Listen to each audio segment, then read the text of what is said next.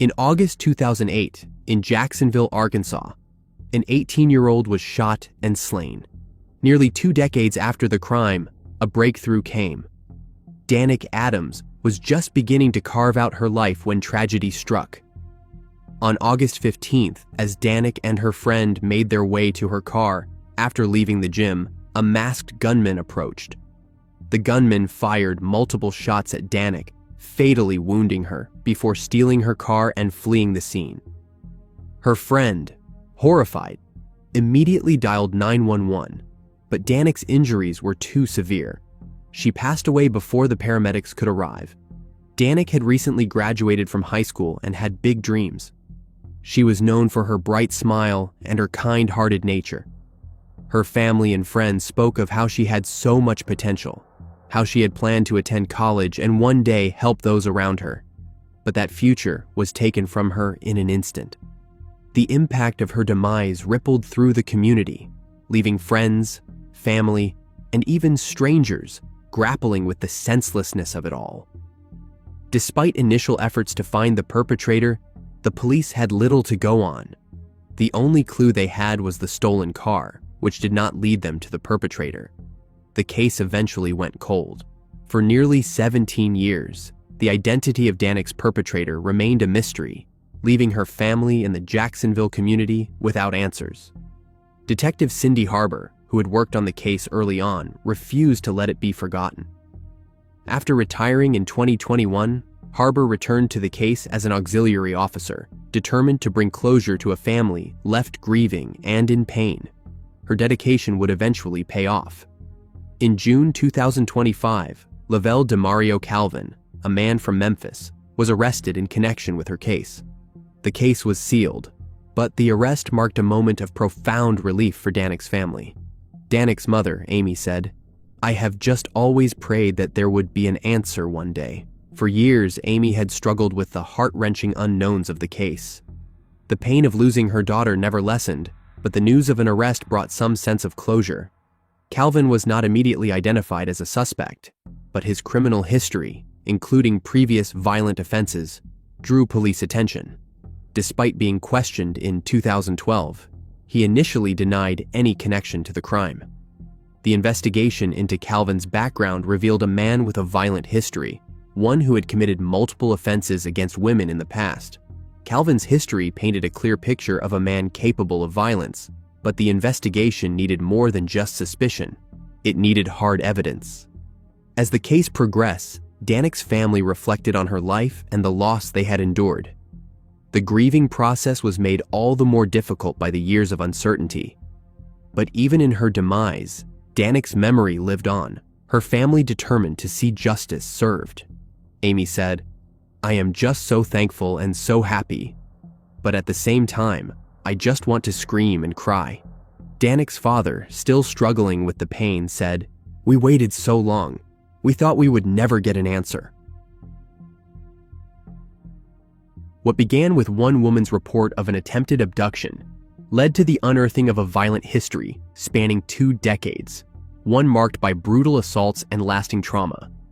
Decades later, a man stood before a Newcastle, Australia court, facing justice for a crime he committed as a teenager in 1980. In early 1980, a man targeted a 16-year-old girl in Gateshead, Australia. He followed her from a cinema bus stop, grabbed her around the waist, and threatened her with a knife, ordering her to get into his car. His intent was to indecently assault her, but the girl managed to escape into nearby bushes. At the time, she did not report the incident. It would be decades before this attempt resurfaced in connection to a broader investigation. In 2023, after watching a television documentary about teen disappearances in Lake Macquarie, the woman came forward and reported the 1980 incident. She identified Warren John McCorriston from a black and white photo lineup, selecting him from 20 images. Her report prompted renewed efforts by Strike Force Arapaima, which had previously investigated suspected crimes in the area. As a result, McCorriston was arrested in Queensland in early 2024 and extradited to New South Wales to face the long-delayed charges. McCorriston was born in the 1960s in Newcastle, New South Wales, making him 64 years old in mid-2025. He grew up in a home defined by dysfunction, instability, and trauma. From a young age, he was subjected to a deeply abusive environment, with his father being violent and aggressive. Neglect was a constant, and the home was plagued by substance abuse.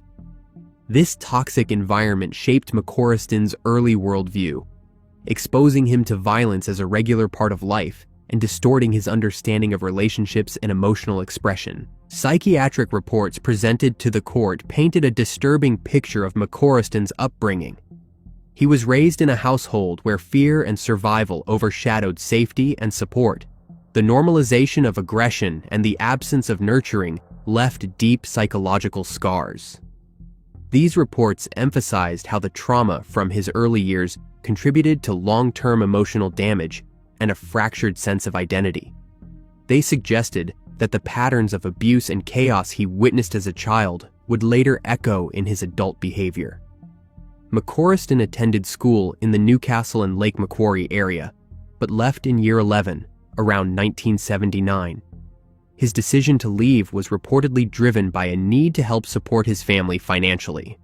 However, leaving school at such a crucial time also meant losing access to positive structure and influence. With no educational guidance and already burdened by trauma, he was left to navigate adult responsibilities far too early, further deepening the cycle of instability that began in childhood. Despite these challenges, McCorriston eventually found a path into the hospitality industry. He worked his way up and held managerial roles in several prominent establishments. His career included positions at venues on the Gold Coast and at Daydream Island Resort. These achievements reflected a level of competence and drive, showing that he was capable of maintaining order and professionalism in his work life, even as his unresolved trauma simmered beneath the surface. His ability to function in high-pressure environments masked the emotional damage that had never been addressed. Between 1979 and 1999, McCorriston committed a series of violent, indecent assaults against at least 3 women in the Newcastle and Hunter region. These attacks included acts of assault and grievous bodily harm. One victim sustained broken ribs and a collapsed lung, while another was bitten twice on her back during the assault. The violence and cruelty of these crimes left lasting trauma. McCorriston eventually pleaded guilty in 2021 to the offenses, and he was sentenced to a maximum of 8.5 years in prison, with a non-parole period of 4.5 years. On June 26, 2025, McCorriston appeared in Newcastle District Court, where Judge Tim Gardelman SC sentenced him to 27 months for the 1980 abduction attempt, with a non-parole period of 15 months. However, applying the principle of totality and considering his prior time served, the sentence was backdated to November 8, 2023. This meant the non-parole period effectively ended on February 7, 2025, and McCorriston was granted immediate release due to overlapping time already served. His legal accountability for this decades-old crime concluded in court, but his restrictions did not end there. McCorriston remains a registered offender under strict supervision. His parole conditions include electronic monitoring, a curfew, a ban on alcohol and gambling, restrictions on entering Lake Macquarie unless required by court, and mandatory daily activity reporting. His parole for the 1980 offense continues until at least February 2026, and for the 2021 convictions until July 7, 2028. He is also engaged in therapeutic and psychological support. While the defense highlighted his abusive upbringing, youth at the time of the original offense, and progress made in rehabilitation, the prosecution stressed that his violent behavior extended into his late 50s, with unresolved allegations still under investigation. The court noted that although his moral culpability may have been lower in his youth, rehabilitation is ongoing, and full accountability has yet to be achieved. In July 2020, a pregnant woman was shot at. It took years for the truth to emerge. On July 31st, 2020, in Columbia, Maryland, 30-year-old Rabiah Ahmad was shot while inside a home on Dovecote Drive. Rabiah, who was 28 weeks pregnant, was struck by a bullet fired from outside the house. The police believed that someone fired multiple bullets into the house as a warning aimed at two individuals that he had a dispute with, not necessarily residents. But the bullet struck Rabiah, sending her to the hospital where the doctors were forced to deliver her baby girl, Aja. Tragically, Aja passed away just 5 days later. At the time of her demise, Rabiah had been living in Maryland for only a few months. She had recently moved to the area and was staying at the residence temporarily. Despite the circumstances of her demise, the police believed that Rabiah was not the intended target of the shooting. However, her life was taken in a senseless act of violence, and both she and her unborn daughter were lost in an instant. Rabiah's family, devastated by the loss of their daughter and granddaughter, spoke out after the shooting. Rabiah's mother, Rabiah Ahmad, said, "You shattered my life. You took my passion, my daughter and my granddaughter." The grief and pain of losing a loved one, especially in such a violent and unexpected way, was compounded by the uncertainty of not knowing who was responsible for this senseless act. For years, the case went cold. Despite the police's efforts, there were no immediate leads, and Rabiah's perpetrator remained at large. The Howard County Police Department continued its investigation, but the answers it desperately sought seemed impossible to find. For Rabiah's family, the waiting was unbearable. They lived with the constant anguish of not knowing who was responsible for their loved one's end. But then, on April 9th, 2025, nearly 5 years after the shooting, the case took a dramatic turn. The police arrested 31-year-old Edward Robinson from Columbia, charging him with 2 counts of first-degree slaying in connection with the case of Rabiah Ahmad and her unborn daughter. Robinson, who had a criminal history, was already known to the authorities for his violent behavior. He was arrested in Gaithersburg, Maryland, and was held without bond at the Howard County Detention Center. Robinson's arrest followed a thorough investigation that was eventually handed over to the Howard County Police Cold Case Unit in September 2023. After re-examining the case and receiving a tip from an anonymous source, the detectives connected Robinson to the shooting. They discovered that Robinson had been involved in a dispute with 2 individuals at the Dovecote Drive residence, and the gunfire was believed to have been a warning directed at them. Tragically, Rabiah was caught in the crossfire. Ballistics testing revealed that the bullets matched the caliber of a gun found in Robinson's home, and forensic testing was underway to confirm if it was the weapon. Rabiah's family, who had waited years for answers, experienced mixed emotions upon hearing the news of Robinson's arrest. "Jamila," Rabiah's mother said, "it is bittersweet. We are glad they found him, but nothing will bring them back." Despite the closure brought by the arrest, the grief of losing Rabiah and her unborn daughter remained. Howard County Police Chief Gregory Dare praised the detectives for their relentless work. Dare said, "Our detectives never rest until they get justice for a grieving family." The case, which had remained unsolved for nearly 5 years, was finally on the path toward resolution, demonstrating that justice can still be achieved even after years of waiting. In the wake of this arrest, there has been a renewed focus on unsolved cases in Howard County.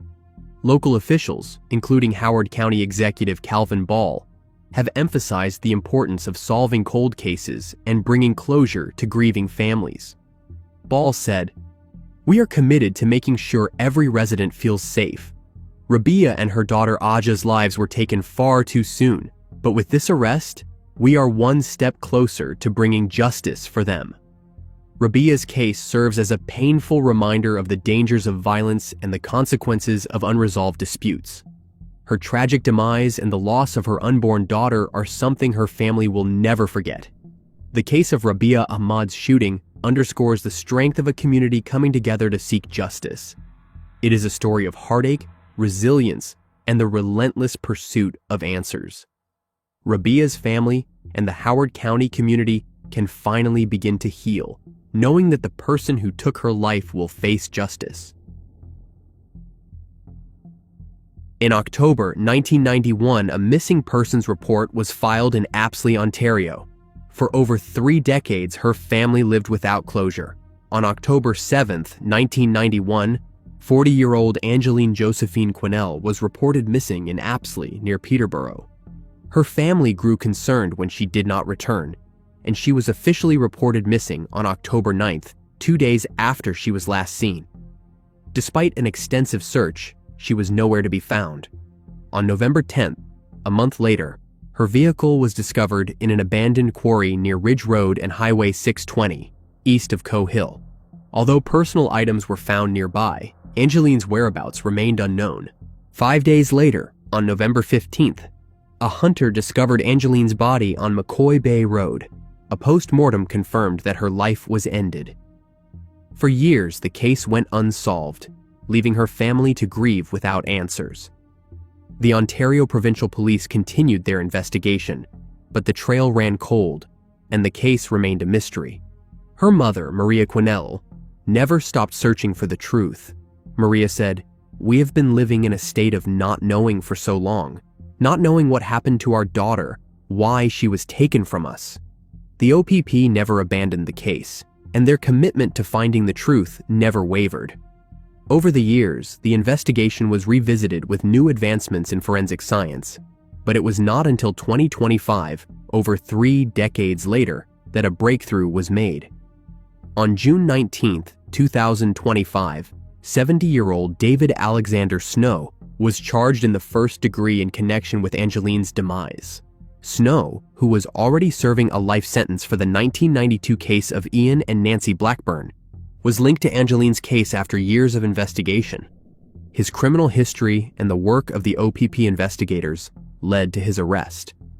Snow's name had long been in the background, but it was not until recent developments that he was finally connected to the 1991 case. Snow is known as the House Hermit. Detective Inspector Sean Glassford of the OPP Criminal Investigation Branch said, "Snow's violent history and the investigative breakthroughs led us to this point." He added, "This arrest represents a crucial step toward justice for Angelien's family and the community." For Angelien's family, the arrest brought mixed emotions. While they were relieved that the case had finally moved forward, it also reopened painful memories. Maria, her mother, said, "I am glad we have some answers, but it does not bring her back. It is hard to believe after all these years." The OPP's perseverance in solving the case showed the importance of never giving up. Constable Joe Brisebois said, "Even when we had no new leads, we knew that we had to keep going." Angelien deserved justice, and her family deserved closure. David Snow's arrest after years of uncertainty not only brought closure to Angelien Quesnelle's case, but also raised new questions about his potential involvement in other unsolved crimes, as his violent past left many wondering how many others might have fallen victim to his actions. The OPP's dedication, combined with new forensic techniques, finally connected Snow to Angelien's end, bringing much-needed relief to the community of Apsley. Local community members said, "It has been a long wait for justice, but now we can finally begin to heal." For Angelien's family, the arrest did not erase the pain of their loss, but it did provide a sense of justice. Maria said, "It is a bittersweet moment. We waited for so long, but knowing that someone will be held accountable for her demise brings some peace." Snow, already convicted, faces trial for his role in Angelien's case, marking a significant chapter in his criminal history. For Angelien's family, the trial is just another step in their relentless pursuit of justice. Angelien's case serves as a reminder of the resilience of law enforcement and the relentless pursuit of justice. It also highlights the painful reality that families often have to wait years for the closure they deserve. But with the arrest of Snow, Angelien's family can finally take a breath, knowing that the person responsible for her end will face justice. As the case moves forward, the community of Apsley, Ontario, can finally start to heal. While nothing can bring Angelien back, the relentless efforts of the OPP and the strength of her family have ensured that her perpetrator will finally face the consequences of his actions. In May 1999 in Washington, D.C., a 24-year-old woman was found slain in her apartment at 416 F Street Northeast.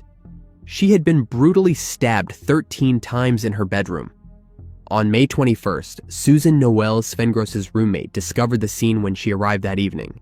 The apartment door was unlocked, and a window in Susan's bedroom was open. Susan had moved to D.C. to pursue her career, known for her compassionate nature and love for animals. She had recently started working at a local animal shelter, caring for abandoned pets. Her life was just beginning when it was violently cut short, leaving her family devastated, and the question of why unanswered for years. The case baffled investigators. The crime scene offered little evidence, and there were no immediate suspects. Despite thorough interviews and efforts to gather leads, the case went cold. Over time, Susan's case was nearly forgotten, though her grieving family and the D.C. police remained determined to solve it. Despite the end, the D.C. Metropolitan Police Department never gave up. They kept the case open, revisiting it whenever new evidence or technologies emerged. Though years passed, the case remained a priority, with the hope that justice would eventually be served. In 2012, after a decade of stagnation, the case gained renewed attention with the advent of DNA testing technologies. This brought a breakthrough, but not immediately. During this period, the investigators re-examined evidence and began to connect Susan's case to a man named George Mudd. Mudd was not a suspect at first, but in 2012, while incarcerated for other crimes, Mudd was interviewed about the case. During the interview, Mudd denied knowing Susan and claimed that he had no involvement in her case.